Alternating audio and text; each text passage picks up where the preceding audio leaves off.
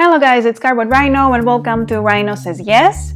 Today's recommendation is a beautiful, fast-paced area control game about tea. It's none other than Ceylon.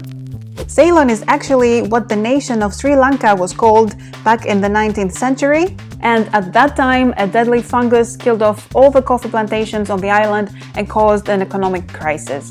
In Ceylon, players take on the roles of pioneers who substituted coffee with tea and developed the Ceylon Tea Industry. Players plant tea in different districts and harvest different quality tea from different altitudes. At the 0 level, you can plant and harvest black tea. At the first level, green tea, and the second level, which is more rare, it's the white one. In your turn, you play a card from your hand, performing the action you place at the top part, and the other action, as well as the two alternative ones, are available for the other players to do.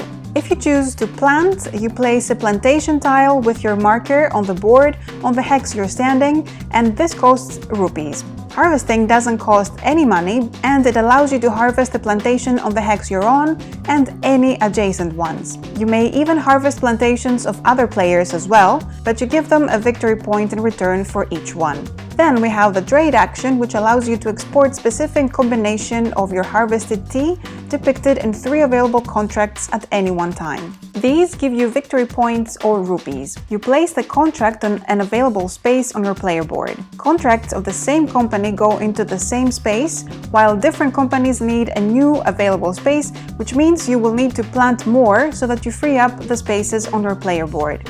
Another action is to advance in technological development, which gives you a token that you can use to do an extra action in your turn, and you also get bonus points at certain points on the track.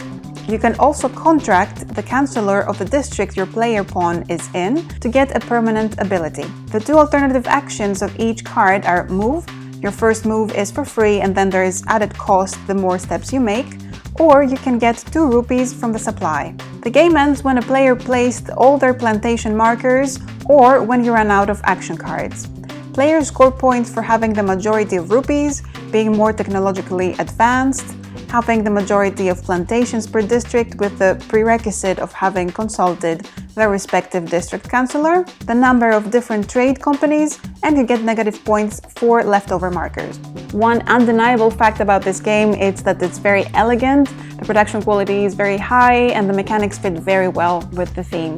What I enjoyed the most was the pace of the game. The fact that you can do actions not only in your turn but also in other players' turns makes it exciting, makes the biggest difference in terms of strategy, which actions to leave available for others, and it also means that there's no downtime. It's midweight to light, so it's a great gateway game to attract new people to area control games.